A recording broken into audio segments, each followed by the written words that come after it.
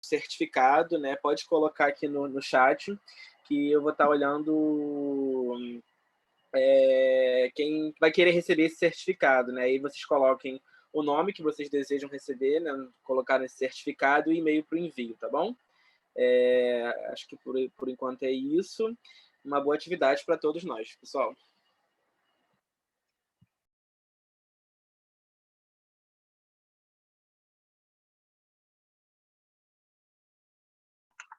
Acho que podemos começar, né? O que acha, Rodrigo?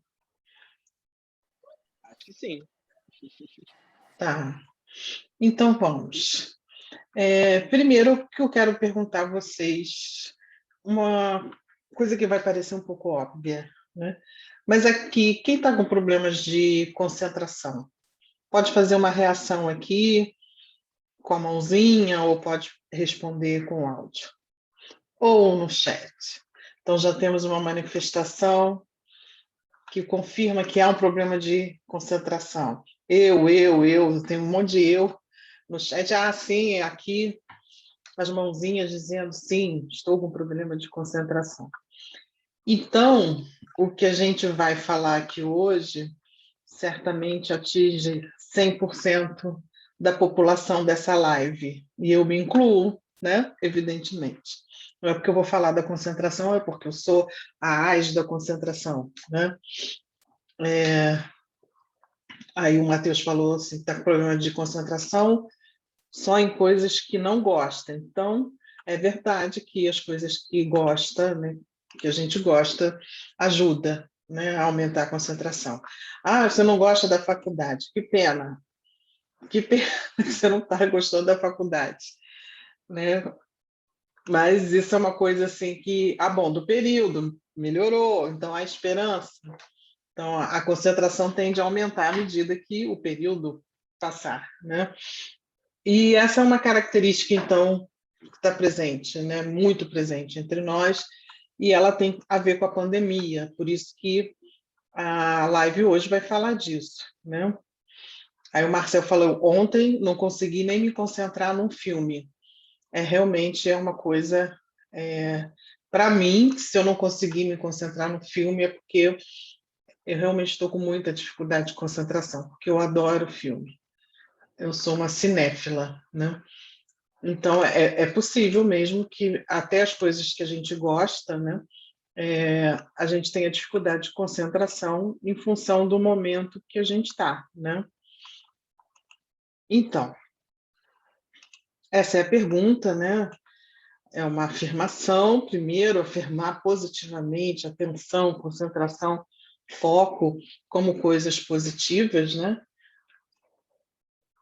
Mas aí a pergunta, na pandemia, né, como se fosse assim, será que é possível ter concentração, foco, atenção na pandemia?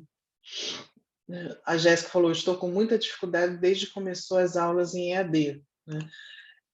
Também, acho que essa é uma realidade que leva ao problema de concentração. Né?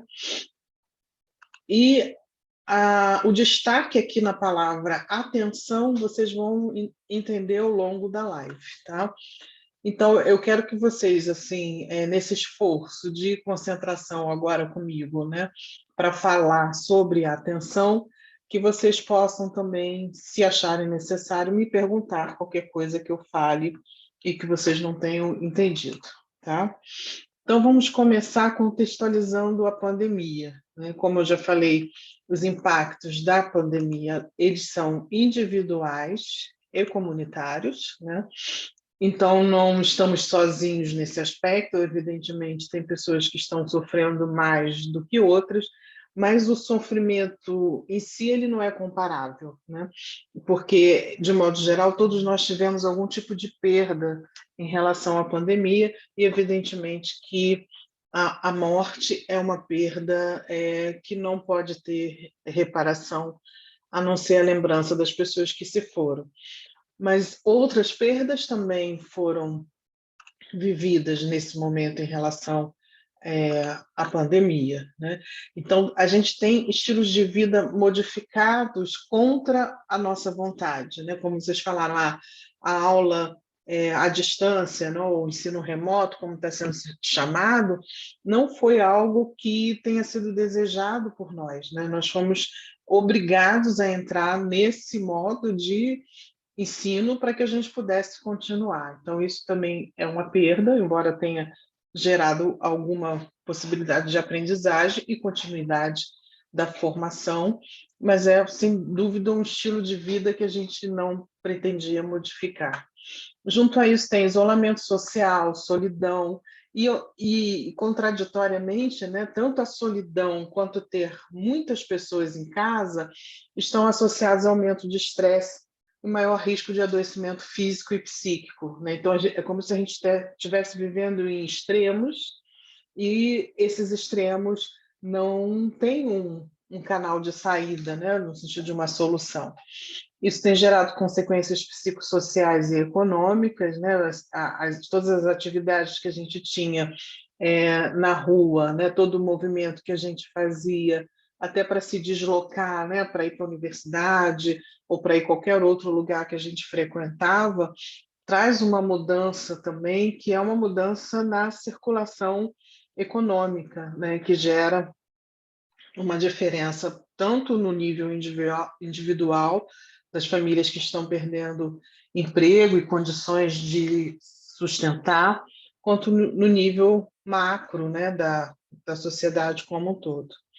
Em relação à idade, né, todos estão sofrendo, mas os jovens têm sofrido mais com a pandemia, provavelmente porque quanto mais velho, mais chance de você lidar com essas situações de modo que você possa gerenciar de alguma maneira, mas claro que isso não é uma regra, que não tem alguma exceção, mas de modo geral os jovens têm tido mais dificuldade de lidar com essa crise que a gente está vivendo e por isso têm vivido com mais angústia.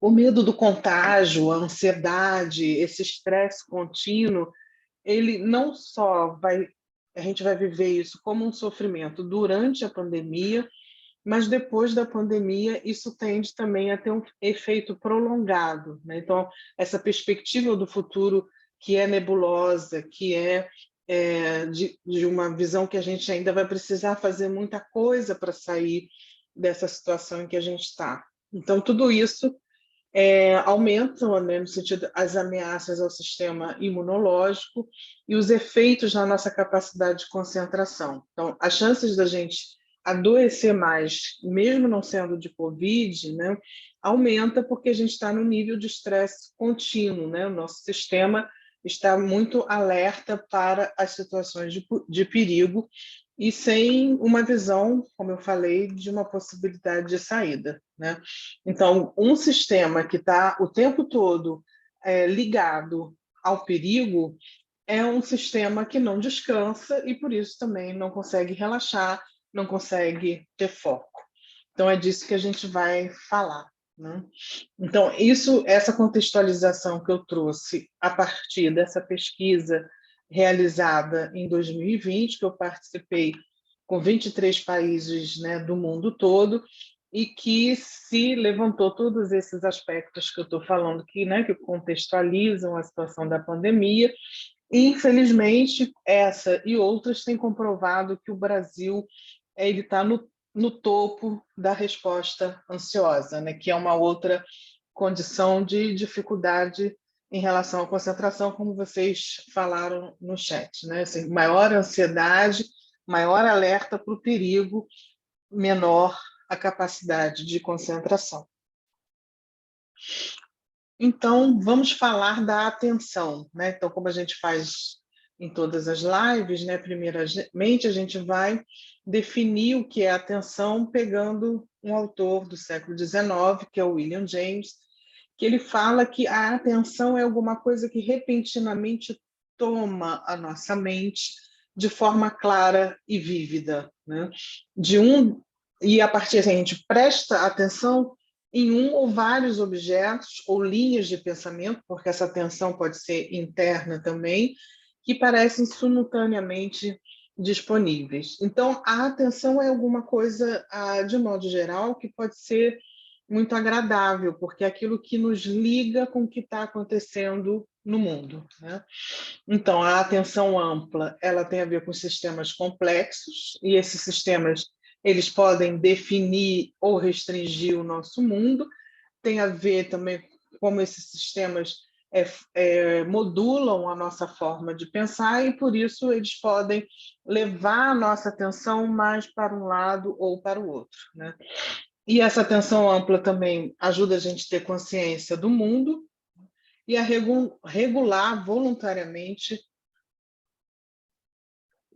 os nossos pensamentos e sentimentos, né? Então, a atenção, ela tem um foco interno nos valores, intuições, melhores decisões, o foco no outro, ligação com as pessoas da nossa vida, e o foco externo, né? No sentido da gente conhecer, mapear o nosso mundo. Então, agora que a gente está dentro da pandemia e passando boa parte do tempo no computador, parece que a gente está muito mais aqui no foco interno, né? E fazer esse movimento de ir para o outro, ir para o mundo, tem sido muito mais difícil no computador, porque a gente está diante só da face das pessoas, né? Então, o mundo, de alguma forma, se restringiu para nós, né? E aí limitou também a nossa atenção. Então, outra forma de você entender a atenção é percebê-la como concentração, que é essa ideia de uma atenção focada. Essa atenção com foco é a que permite o aprendizado e tão necessária, né, para quem está em formação, como foi comentado, e tão difícil de ter hoje, mas a gente vai entender também que ela é possível ao longo dessa live, né?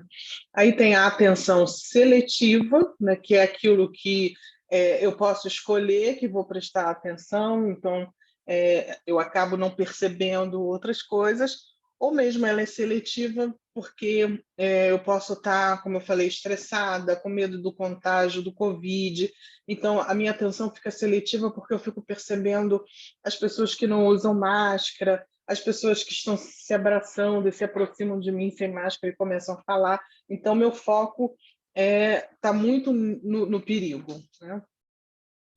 A atenção aberta, que, como o próprio nome diz, é essa capacidade de deixar vir alguma coisa que possa nos chamar a atenção e ficar interessante, e a gente olhar para coisas que nunca tinha pensado em olhar.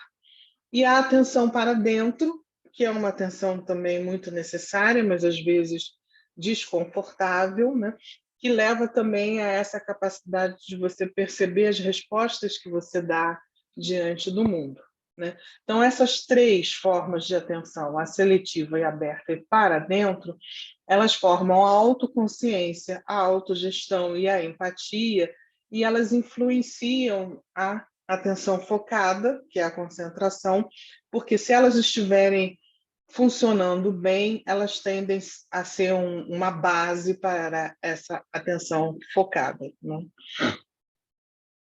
Então, a atenção, muitas vezes vocês devem ter ouvido falar, ela hoje a gente vive um mundo que a nossa atenção está dirigida para muita coisa ao mesmo tempo, né? Então aqui esse esquema fala, né? Informação, problemas, política, celular, praia, contas, festas e tecnologia, e agora também, né? Tendo aula no computador, tem sido muito difícil, né? A gente focar, concentrar a nossa atenção no que está acontecendo nessa telinha, né? Porque a chance da gente ir para uma outra coisa, olhar para o celular, ou alguém dentro de casa chamar a nossa atenção, ou o barulho do vizinho.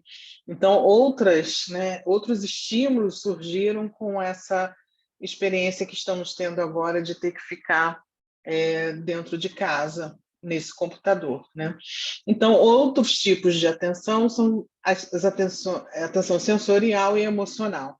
A sensorial tem a ver com o que está acontecendo com a gente agora, com o nosso corpo, que não necessariamente a gente está consciente, mas eu vou pedir agora para começar a perceber isso, né? Enquanto vocês estão me ouvindo, percebam o lugar onde vocês estão sentados ou sentadas, percebam a sensação do corpo, nessa cadeira ou nesse lugar onde vocês estão sentados ou sentadas, os cheiros, os sons, o que está no seu campo visual, além do computador, né? Então, tudo isso faz parte, de alguma forma, do seu campo sensorial. E não necessariamente você está focalizando em um, mas está tudo isso acontecendo ao mesmo tempo e o seu corpo está prestando atenção. Imaginemos que um inseto, né, uma aranha, começasse a percorrer o seu braço, imediatamente você teria um tipo de atenção que é esse do alerta, né, do perigo, e às vezes a gente faz isso até dormindo, né? A gente acha, pá, se livra daquele inseto sem saber nem exatamente o que era. Então, essa é uma atenção que não necessariamente tem a ver com a nossa percepção clara, né? A outra atenção que também é um pouco mais difusa, nesse sentido de não ter tanta clareza, mas que tem uma intensidade muito grande, é a atenção emocional. Então, imaginemos, né, isso tem acontecido muito na pandemia, a gente está dentro de casa, trabalhando, né, fazendo as nossas coisas, e de repente, né, aquela pessoa da nossa casa, seja lá quem for, chama o nosso nome, né? Graciela, Aline, Isis, Marcel.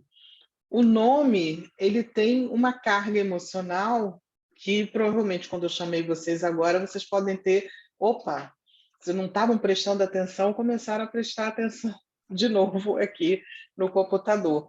Então, o nome é um sinal carregado emocionalmente e dependendo do tom com que a pessoa fala dentro de casa, isso pode até representar um susto em meio às nossas tarefas, né, em frente ao computador, alguém fala, Edna, né, o que é isso? O que está acontecendo? Então, isso pode até dificultar eu voltar a minha atenção para o computador, né? Então, a atenção também tem a ver com os laços sociais nesse sentido, e isso amplia o alcance da nossa atenção, porque essa convivência social, né, é uma fonte de informação para a gente saber como as coisas andam, e também são ouvidos e olhos extras, né, porque é muito difícil, enquanto indivíduo, eu ter atenção para tudo, ainda mais como a gente vive hoje. Então, você ter a chance de conversar com alguém, com um amigo, com um familiar, né, com alguém que troca informações, te ajude a pensar e a prestar atenção em outras coisas. Então, uma dica, né, assim, para esse momento de muito estresse e uma atenção estimulada por muitas coisas, é a gente exercitar a nossa atenção para uma determinada direção. Então, agora eu vou convidar vocês a dirigir a atenção e saborear a experiência. Então, eu gostaria que vocês encontrassem alguma coisa no campo da atenção de vocês, onde vocês estão agora. Pode ser um objeto, pode ser alguma coisa de comer, se você estiver comendo, tiver alguma coisa perto, pode ser um copo d'água. E eu vou convidar você a perceber esse objeto ou essa coisa de comer de todos os ângulos possíveis, sensorialmente e também em termos de pensamento, para que você possa ir prestando atenção nisso. Ok? Conseguiram encontrar alguma coisa?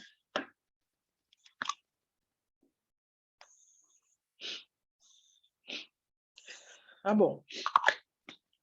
Então vamos lá. Eu vou pegar aqui meu chá. Primeira coisa é cheirar.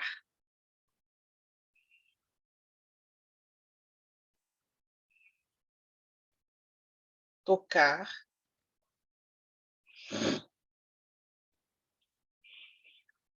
Olhar. Sentir a temperatura.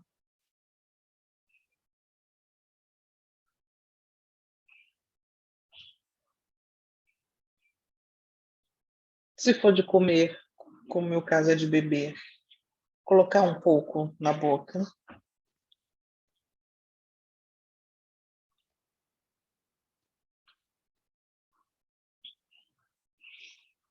Perceber como é o contato disso com a sua boca, com o seu corpo, com as suas mãos. No caso, se alguém estiver comendo algo, sentir o paladar.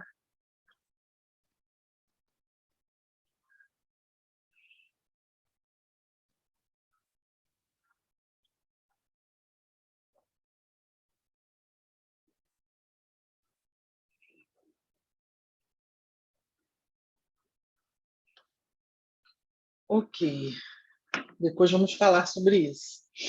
Então, eu dirigi a minha atenção para algo muito específico e saboreei. Essa é a ideia desse exercício que vocês podem fazer em relação a muitas coisas.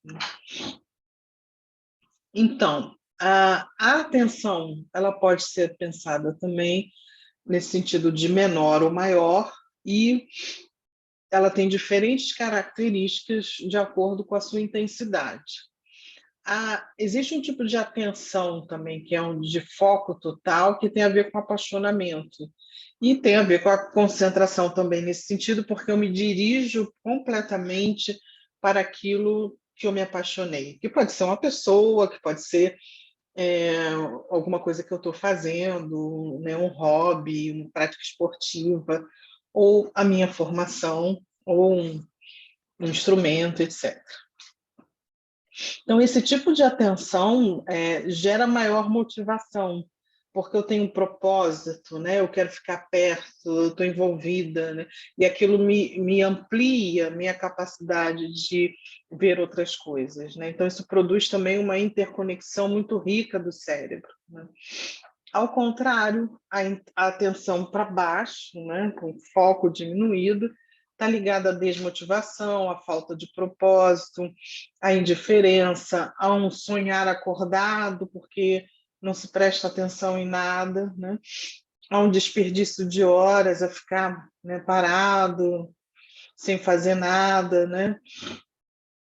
Ou fazer o mínimo necessário, né? E aí os circuitos neurais, eles murmuram sobre muitas coisas ao mesmo tempo e não gera aprendizado, né?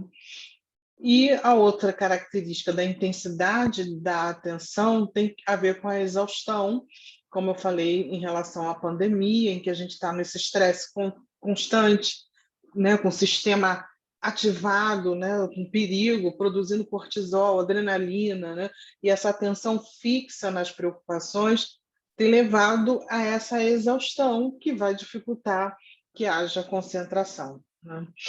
Então, quanto a gente está alternando, né? Se a gente está alternando muito, isso leva a uma tensão constante, né? As nossas circuitarias neurais ficam nessa tensão constante de alternância em intensidade de atenção. Então, uma outra característica também para a gente pensar a atenção, como eu falei, essa atenção sensorial, né, que ela é uma atenção que vem de baixo para cima, né, da parte inferior do cérebro, né, no circuito subcortical, ou seja, né, na ligação do cérebro com o corpo, né, no tronco encefálico, é um tipo de atenção, como eu já falei, que é mais rápida, né? Aquela da aranha. Rapidamente, eu tem alguma coisa aqui, vou tirar.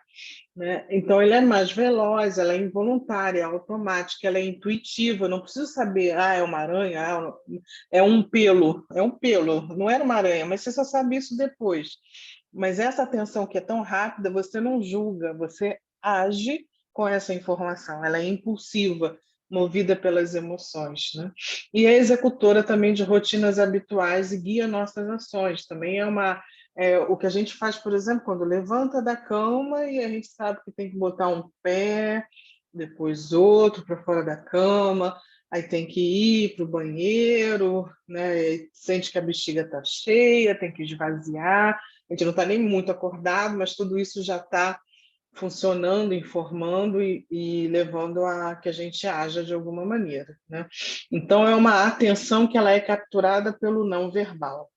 A outra, que é de cima para baixo, né, a descendente, ela é a camada mais alta do cérebro, né, principalmente o neocórtex, né, a parte mais frontal do cérebro também. Ela é mais lenta e mais voluntária, e tem a ver com o esforço, com a decisão. Eu decido que vou prestar atenção.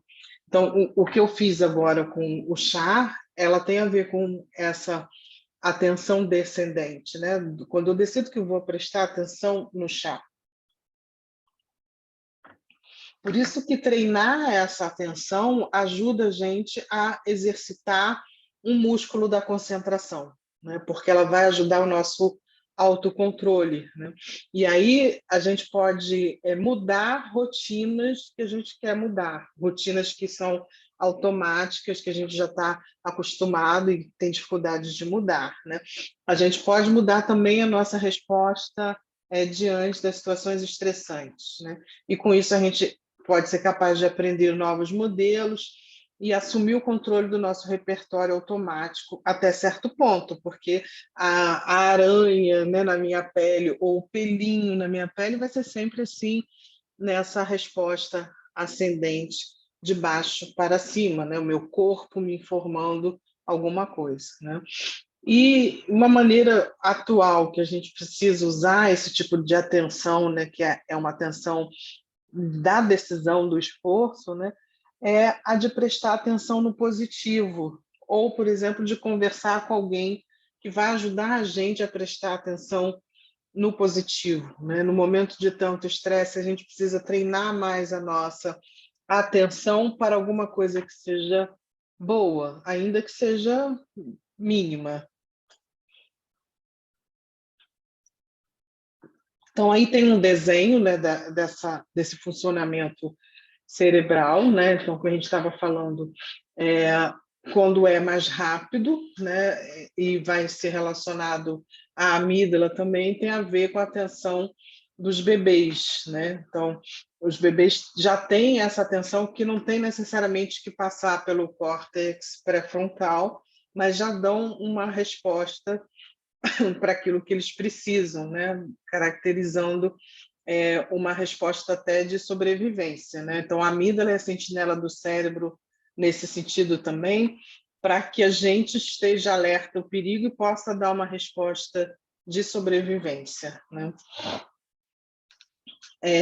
Outra coisa também, né, que nesse sistema, dessa circuitaria neural, tem um sistema límbico, né, que é esse sistema ligado às emoções.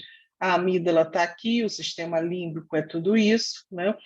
Então, a amígdala, ela vai ativar os caminhos mais altos, né, no sentido da alerta, né? Presta atenção no que está na sua pele. E a região pré-frontal, que é descendente, vai fazer esse movimento.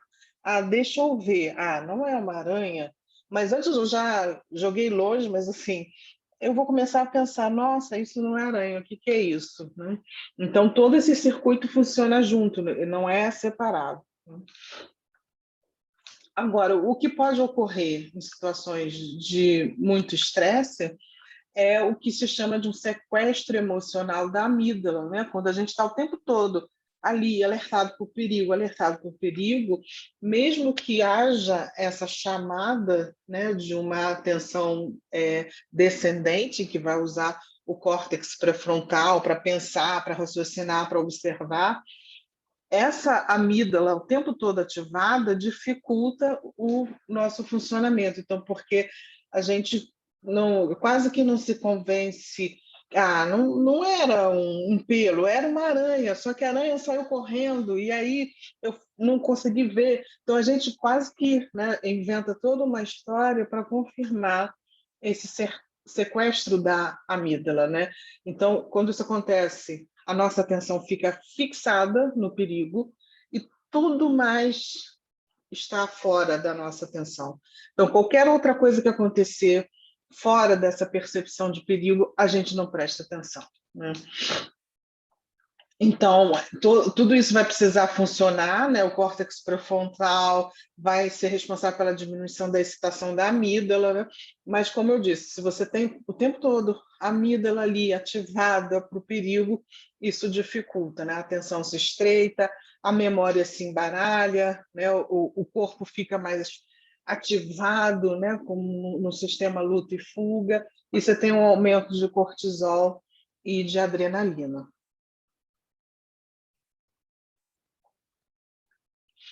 Por outro lado, né, assim, essa situação do sequestro da amígdala preocupa, assusta, né, é uma coisa muito difícil de ser vivida, e nesse momento a gente pode dizer que se a gente ficar, por exemplo, o tempo todo na televisão, a gente vai ter um sequestro da amígdala, né? E aí, o que pode acontecer, né, é que se a gente começar a trabalhar, como eu falei, né, o foco da nossa atenção para as coisas mais diferentes ou positivas, né, em relação ao perigo, isso vai produzindo uma outra resposta possível, né? Por outro lado, né, tem também os nossos devaneios espontâneos, que eles podem ser positivos, né, no sentido de ser uma vantagem evolutiva, porque nos ajudou a sobreviver de alguma maneira, a nossa capacidade de imaginar outros cenários, né? Então, essa divagação mental, né, ela pode ajudar a gente a imaginar a saída para a situação do estresse, né?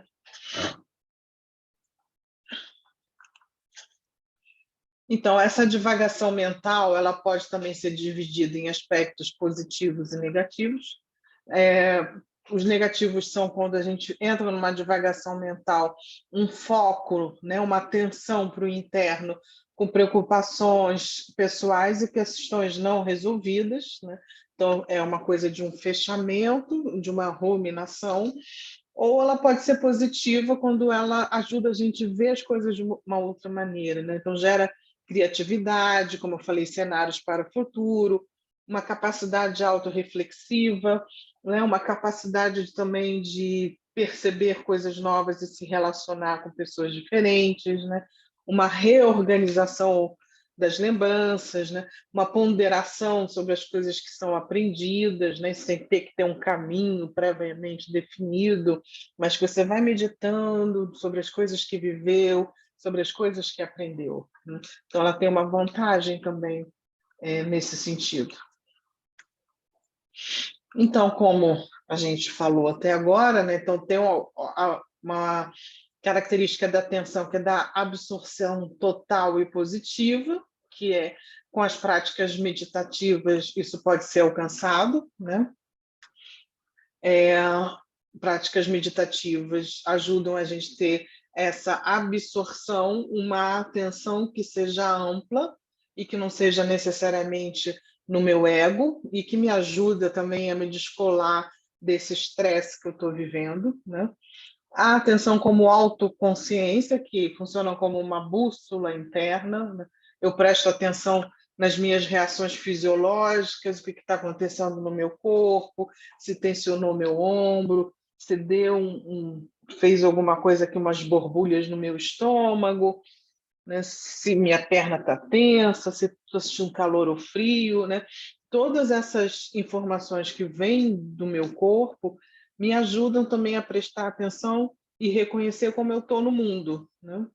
E a ínsula também, que é uma parte do cérebro que é responsável por esse monitoramento interno do corpo, né, do intestino, coração, fígado, pulmão, e que alguns estudiosos das neurociências vão dizer que a ínsula tem a ver com a nossa percepção de self, ou seja, aquilo que a gente se constitui tem a ver com essa nossa capacidade de perceber esses movimentos corporais, né? Então, os fluxos da autoconsciência relacionados à ideia de eu, né? Por um lado, o eu que constrói narrativas sobre o passado e o futuro, o que vivemos ao longo do tempo.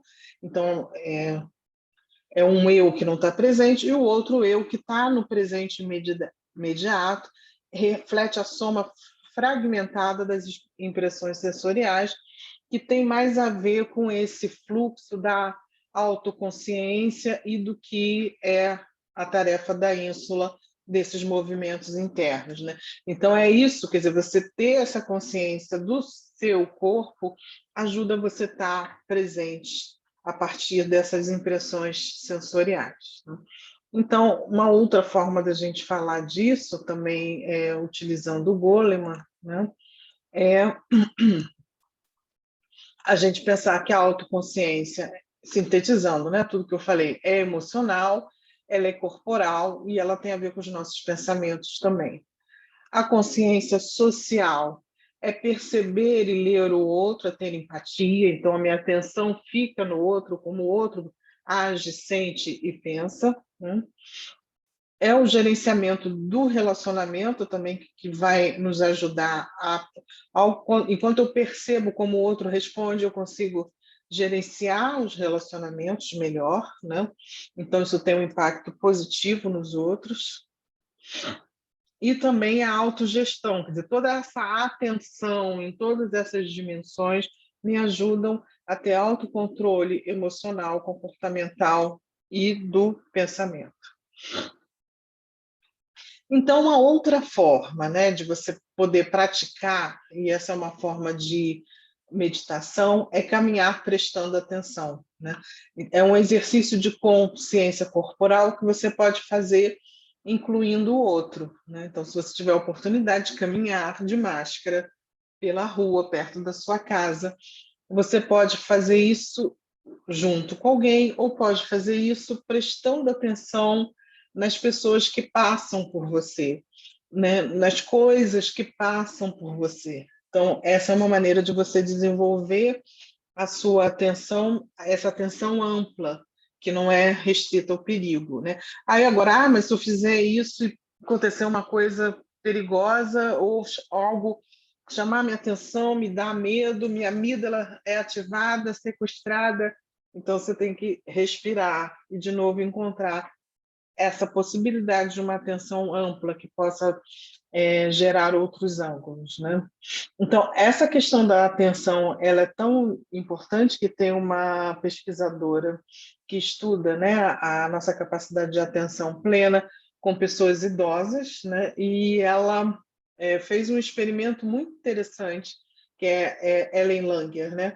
Ela fez um experimento que foi colocar pessoas, né, que tivessem 60 anos, por exemplo, e colocava dentro de uma casa, e essa casa era composta no seu ambiente com objetos todas de 20 anos atrás, quando elas tinham 40 anos, né? Então, toda a atenção, né, nesse ambiente era voltado para o momento em que elas eram mais novas, elas eram mais jovens, né? E isso diminuiu a colesterol, diabetes, pressão. Então, você ter um tipo de atenção que te rejuvenesce nesse caso, né, que traz um movimento de maior alegria, de maior energia, isso ajuda até na sua saúde física de uma forma bastante objetiva, mensurável, né? Então, uma outra forma da gente resumir o que eu estou falando aqui é pensar na atenção como um foco triplo, né? Ao mesmo tempo, a gente tem que estar focando 3 dimensões, né? A gente tem que focar o bem-estar dos outros, e isso num contexto de sistemas que se interrelacionam, né? E o nosso bem-estar próprio, né? Então, tudo isso junto, né, esse foco positivo, né, na atenção para mim, para o outro e no mundo em que vivo, vai moldar as nossas percepções e construir o nosso mundo de uma maneira mais aberta, mais rica e mais complexa, né? Isso é um desafio, né? Outra questão que eu vou falar aqui é a questão da atenção, que ela é remetida a nossa convivência com o outro desde da primeira infância, né? Desde do nosso surgimento no mundo, né? Então, a atenção nos conecta com o outro, o mundo, moldando e definindo a nossa experiência, fornece os mecanismos que sustentam a nossa consciência e a regulação voluntária dos nossos pensamentos, né? Então, ela está presente desde o início para nos moldar e moldar o nosso mundo. Eu vou falar um pouquinho disso, pensando, né, que a atenção nas interações, né, ela é um mecanismo essencialmente importante para as primeiras interações sociais.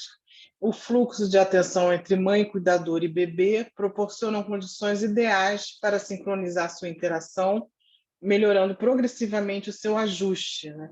De modo que cada um é cada vez mais capaz de antecipar as respostas do outro e desfrutar da sensação de conforto e de familiaridade. Então, essa imagem aqui indica isso, né? Esse bebê que pode parecer uma coisa boba, que é cotidiana, esse bebê prestando atenção na mãe, no rosto da mãe, esse fundo, né, em que o homem se aproxima, supostamente o pai, né, e ele começa a perceber um mundo em torno dele, né? Então, o modo como essa mãe olha, como esse pai se aproxima, como ele olha, como eles se falam, tudo isso vai entrando no campo de atenção do bebê, né?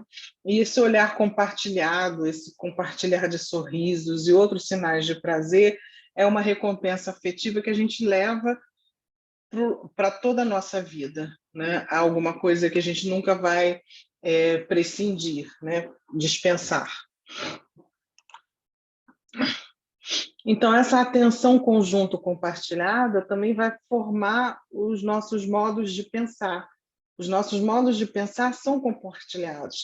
Estamos muito acostumados a achar que o pensamento é algo individual, né? Que eu tenho que produzir em mim mesmo, na minha capacidade de concentração interna, né?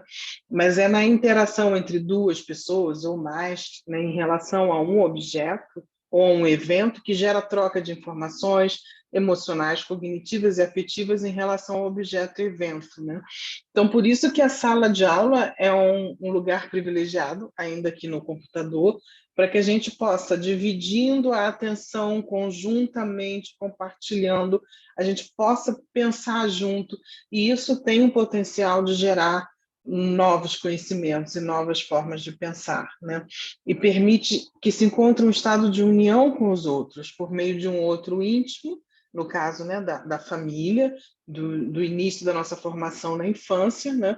E dali se inicia um processo de diferenciação. Então, para que eu me diferencie, eu tenho que ter esse momento do estar juntos, né? Em que as semelhanças nosso, né, diferenciam eu o outro. Eu só vou ter essa percepção do outro e de mim mesma no conjunto, não é uma coisa separada, né? Pois ao conhecer que é do outro, o eu se torna mais capaz de conhecer a si mesmo.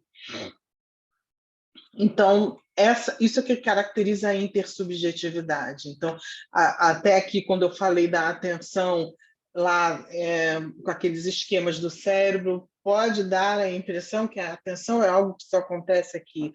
Não, a atenção acontece na intersubjetividade, nesse estar juntos, nessa troca, nesse compartilhar, de sentir com o outro, de conjugar a atenção e se colocar no lugar do outro. E é aí que a nossa atenção ativa para o melhor e para o pior, infelizmente, né? Então, nessa relação eu-outro, conhecimento sobre o outro que acontece na atenção conjunta e na intersubjetividade, permite o compartilhar do mesmo mundo, mas que pode ter discussões a respeito, diferenciações, dependendo do tipo de sociedade, se ela tem maior liberdade ou maior restrição, né? Então, tudo isso fica na memória do indivíduo e serve como um ajustamento subjetivo, tornando parte também do conhecimento sobre si mesmo. Então, a atenção conjunta e a intersubjetividade, né, persistem ao longo da vida. Relações familiares e de amizade são essenciais para que esses processos continuem acontecendo. Então, a gente está lá, relação pai, mãe, bebê, ou família, cuidador, bebê, e aí depois amizade, aí depois outras pessoas, e depois desconhecidos, pessoas que você encontra na rua e fala alguma coisa e compartilha atenção, isso pode mudar até o seu humor, né? E aí isso gera também uma compreensão do mundo, da cultura, do lugar onde a gente vive, e isso traz pertencimento e estabilidade social. Então, para terminar, né, essa questão das diferenças culturais e adaptação e proteção, em que a gente está nesse momento de atenção muito voltada para o perigo, né? Eu chamo atenção para os resultados dessa pesquisa que eu falei, com 23 países, né? E que os dados dela trouxeram as seguintes informações importantes para a gente pensar, né? Pessoas de culturas coletivas se concentram em cuidar dos outros. Então, essa capacidade que a gente tem de focar a nossa atenção no cuidado com o outro, né, traz um alívio dos efeitos psicológicos negativos e das restrições da pandemia. Então, se você estava esperando técnicas individuais de concentração, eu estou trazendo uma informação de que a gente precisa estar mais junto para a gente poder aumentar a nossa capacidade de concentração, cuidando uns dos outros, né? E nas sociedades individualistas, né, esses indivíduos tendem a se sentir mais sozinhos e com menos capacidade de se recuperar de uma situação de estresse, né? Então, no processo de evolução, a humanidade foi exposta a vários fatores ambientais estressores. Então, a pandemia não é a primeira situação de perigo de vida para a humanidade, né? Então, a alta pressão de patógenos, né, a possibilidade de adoecermos por diversas formas, né, que geram as pandemias, elas existem há muito tempo, né? Então, a pandemia é mais uma ameaça real para os seres humanos, né? Então, ela também demonstra a relevância atual de fatores culturais, porque dependendo, a pesquisa trouxe esses dados, né? Se a sociedade é individualista, você tem maior chance de respostas ansiosas e de adoecimento. Se a sociedade é coletivista, você tem mais chances de cuidados uns dos outros, de saída, que representem a maior chance de bem-estar, né? Então, o medo de quaisquer ameaças naturais, de acordo com o comportamento evolutivo, é um mecanismo de defesa adaptativo que é necessário para a sobrevivência. Então, a gente aceitar que o que a gente está passando hoje, embora a gente não queira, é o que também ativa o nosso sistema para a gente, diante desse medo, poder cuidar melhor das pessoas, cuidar melhor de si mesmo e estar mais atento para aquilo que precisa fazer para a sobrevivência no sentido positivo, né? Então, as experiências de epidemias anteriores indicam que a gravidade do estresse depende da duração e do grau de quarentena, e a gente está realmente numa duração acima do que a gente gostaria, né? Alguns estão vivendo isso com mais solidão, com medo do contágio, mas se a gente tiver informação adequada, né? Se a gente não estigmatizar as pessoas e saber reconhecer as diferenças dos sofrimentos para poder cuidar melhor, aí a gente vai encontrar uma saída, né?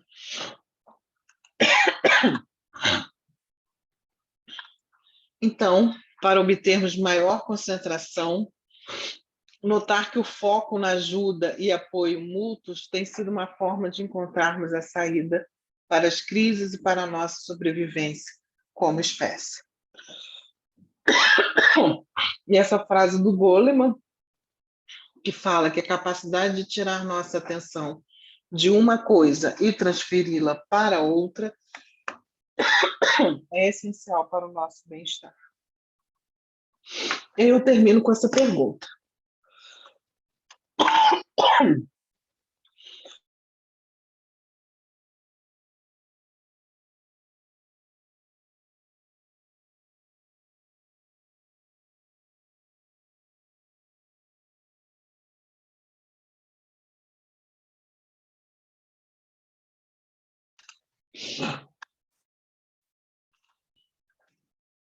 Essas são as referências que eu usei nessa apresentação. Agradecemos o nosso e-mail, Facebook, o YouTube e o Instagram para quem quiser ter mais informações.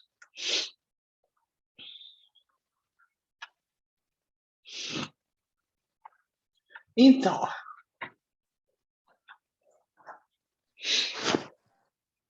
Então, agora é o momento de quem que se sentir à vontade, quiser fazer alguma pergunta, né? Tem alguns comentários no chat, algumas perguntas, se você quiser que eu leia para você, como é que você prefere. Ou se o pessoal quiser fazer essas perguntas, né, agora. eu não acompanhei o chat, então não sei o que foi que as pessoas falaram. Vou ler aqui para você.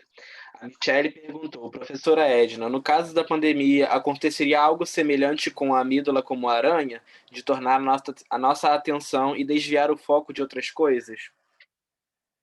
Sim, com certeza. A pandemia está sequestrando a amígdala, né? Essa ideia de estar trazendo a gente o tempo todo para o perigo, um sistema que está se assustando, está com medo, né? Que está atento para o pior. A pandemia está fazendo isso com todo mundo. E aí as respostas variam, né? Você vê as pessoas que têm um comportamento evitativo, aí vão, né? Festa, não é nada disso, vamos deixar para lá. Outras que estão também deprimindo, estão sem energia, sem vontade, porque acham que não vão conseguir lidar com isso. Enfim, as respostas variam, mas que acho que, de um modo geral, estamos todos com a amígdala ativada. A Isis disse, estou gostando muito dessa live, Edna, porque estou no último período da faculdade e estamos abordando esse assunto, né?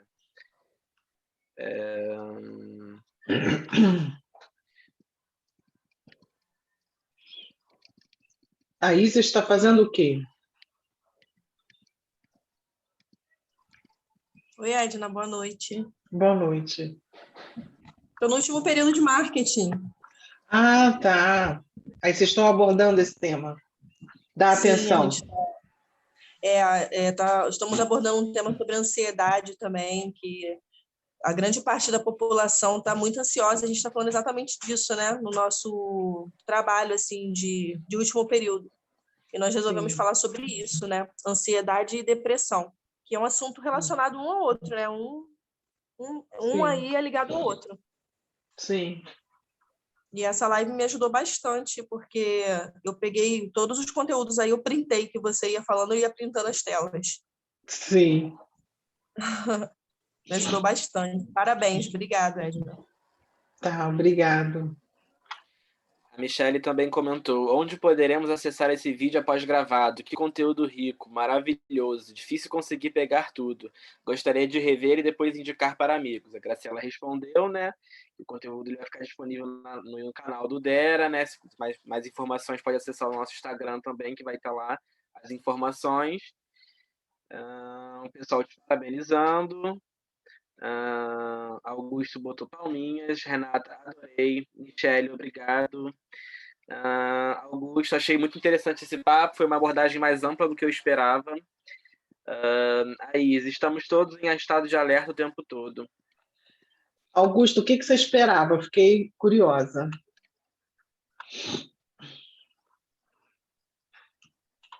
Então, quando eu entrei, eu achei que ia ser uma abordagem mais filosófica, por assim dizer, do assunto, né? Mas aí, quando eu comecei a ver os slides, né, você apresentando sobre a amígdala, eu gosto muito de psicologia cognitiva, né? Aí eu falei, nossa, então isso aqui é mais do que eu estava esperando mesmo. Eu achei muito interessante o jeito que você abordou, né? Puxando para o nosso lado pessoal e misturando com o conhecimento científico, né? Para a gente poder agregar melhor esses conhecimentos. Mas como eu não vi o nome de quem colocou, é realmente muito conteúdo para a gente assimilar. Eu achei muito interessante. Eu estava até querendo também assistir de novo depois essa live aqui no YouTube. Obrigado. Que bom. Então, terminaram os comentários no chat, né? Alguém quiser falar mais alguma coisa, tiver uma pergunta?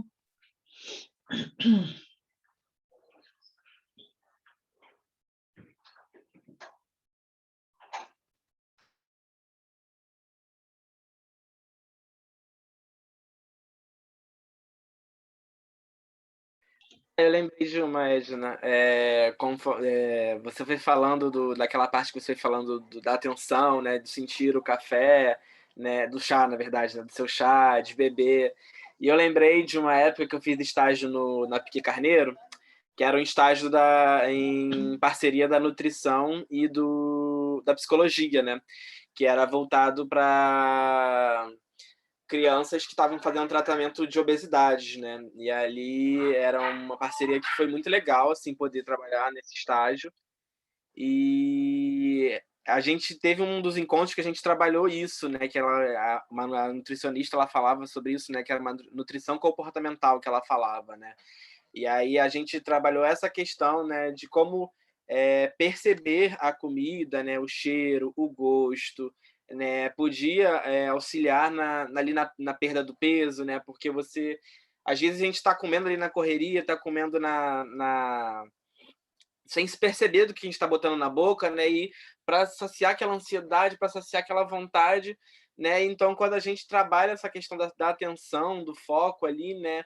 Na comida, isso nos permite sentir mais saciados, né? Eu lembro que ela fez um exercício com a gente, né? Ela distribuiu uma barrinha de chocolate para cada um, né? E eu adoro chocolate. E aí, né, a gente foi trabalhando essa questão da atenção, né? Quebra um pedacinho do chocolate, né? Sente o cheiro, ouve o barulho de abrir o papel, né?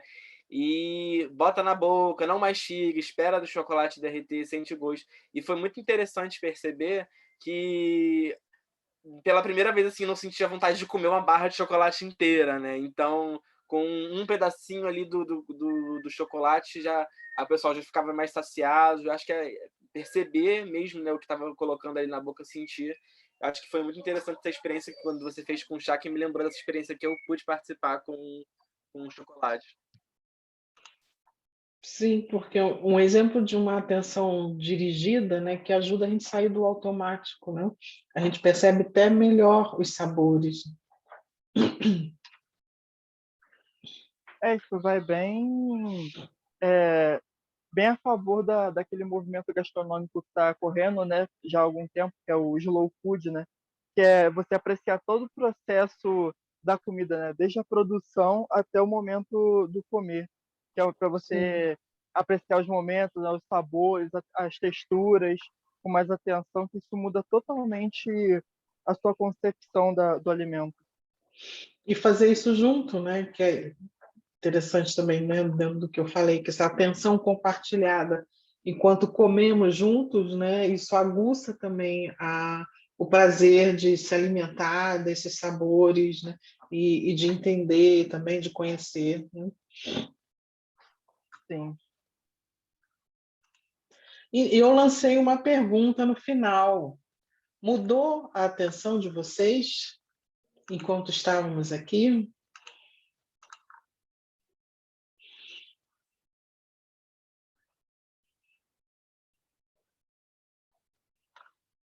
O Heitor disse sim. Mudou como, Heitor? Aproveita que você falou sim. Eu não tava prestando muita atenção no começo, assim. Eu tava, na moral, assim, eu tava com o computador ligado e com o celular também. Aí eu desliguei o computador e fiquei só aqui agora. Eu acho que Entendi, eu gostar mais, eu fiquei, vou ficar só aqui agora. entendi. Você tomou uma decisão, né, de estabelecer um foco. Sim. É isso, não está fácil, mas a ideia é essa, né?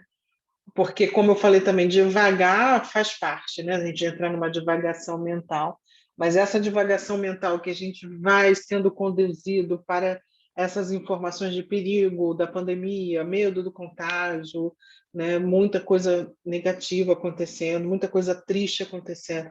Entra nesse processo de divagação que é muito ruim, né? Agora, se você tem uma divagação que é produtiva, que é você estar assim, desligado, deixando, por exemplo, você está ouvindo uma música, aí você fica com aquela música, pensa na letra, aí da letra você vai com uma lembrança. Essa divagação pode ser uma divagação mais criativa, mais produtiva, né? Eu só estou retomando isso para lembrar que tanto o Rodrigo falaram e Heitor, né? Tanto o Rodrigo e Heitor falaram de decisões em que eu dirijo uma atenção para alguma coisa, mas é importante a gente deixar que todas essas formas de prestar atenção convivam e, nesse processo de conhecimento de si, a gente perceba o que a gente está deixando predominar. E se for o devaneio, né, para ruminação, para preocupação, a gente precisa tomar um pouco mais a rédea para focar a atenção de uma outra maneira, que seja mais produtivo e criativo. Enfim, é trabalho que a gente tem para fazer. Cada um tem para fazer, mas, como eu disse, não precisa ser sozinho. Então, fazer essa live tem a ver também da gente poder fazer isso junto. E aí, Heitor ia falar? Não, eu falei que sim, só. Eu falei sim. Tá bom. Então, acho que Michele ia falar? Sim, gostaria. Boa noite. Nossa, deu branco agora. Sobre a questão da atenção, você falou agora no final se mudou alguma coisa, né, para gente. Assim, você conseguiu botar um salzinho na minha boca, assim, para pesquisar mais sobre essa questão de atenção. Eu gostei muito que você trouxe esse tema abordado por várias perspectivas. Por exemplo, eu sou estudante de psicologia, estou no 5º período. Uhum. E eu vi sobre atenção em psicologia de desenvolvimento, né? Atenção, memória e tal. E aí, quando você veio falando sobre a questão, associando a parte de anatomia, né? Fisiologia também, que eu particularmente gosto bastante. Então, assim, eu fiquei maravilhada. Como eu acho que foi o Augusto que disse, eu também não esperava o tema ser abordado dessa forma, assim, nessa perspectiva, era mais filosófico mesmo, assim, que eu acreditava. Eu não vi antes qual é a sua formação, não sei se você é da psicologia, não sei. A minha professora, eu tenho uma professora chamada Ludmila Furtado, ela é do DERA, não sei se você já conhece. Sim, ela é minha doutoranda. Ah, é sua aluna? Sim. Então era de você. Ontem eu estava tendo aula com ela e eu estava falando do DERA com ela, tal. Aí ela falou da orientadora, no caso. Eu não sabia que era você. Sim, agora sim. Então, aí eu achei muito bacana, muito bacana. Aí ficou esse salzinho assim para pesquisar mais sobre. Obrigada. Sim. Que bom, Michele. Aquela parte inicial está completamente baseada no Goleman, num livro dele chamado Foco. O Goleman é um grande divulgador dos estudos sobre inteligência emocional. Então, os textos dele são de divulgação. Ele aqui na frente. Estou com o livro sobre inteligência emocional dele aqui na frente. Quando eu vi Goleman, eu já vi aqui. Sim, ele é muito bom, assim, ele traz esse conteúdo de uma forma didática, simples, direta, para que as pessoas possam acessar de uma maneira que seja aplicada à vida também, né? E ele é muito simpático também. Eu vi recentemente uma entrevista, quer dizer, ele entrevistando uma pessoa, né? E fiquei apaixonada por ele, pelo modo como ele entrevistou a pessoa. É Daniel Goleman. Eu posso escrever no chat aqui, para vocês pegarem.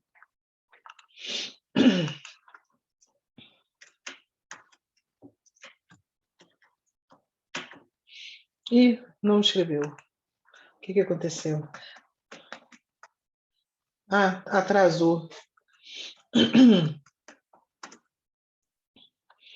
Então é isso, gente. Se ninguém tiver mais nada para falar, terminamos. Ok? Professora? Sim? Esse Daniel, não sei se é ele, não sei se estou confundindo, mas tem um livro que é chamado A Ciência da Meditação. É ele também que escreve esse? Não sei se... Eu não... Eu acho que é o Richard Davidson que escreve isso. Não sei se eu estou enganada, mas ele tem parceria com o Richard Davidson também. Então, peraí, deixa eu ver se é. A Ciência da Meditação.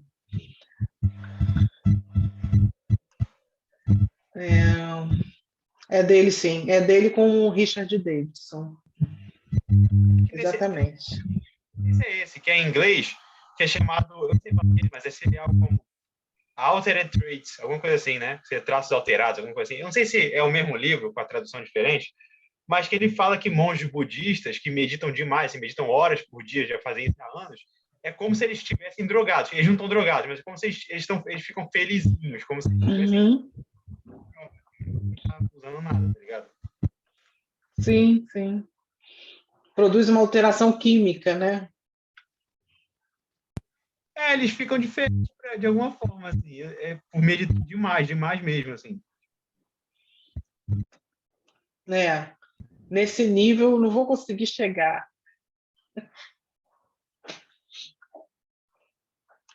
Então, tá bom. Obrigada. Como a gente falou, vai estar no YouTube depois para quem quiser assistir. Um beijo. Até a próxima, que vai ser com a Júlia. O tema vai ser sobre vitimização. Tá? Tchauzinho. Tchau.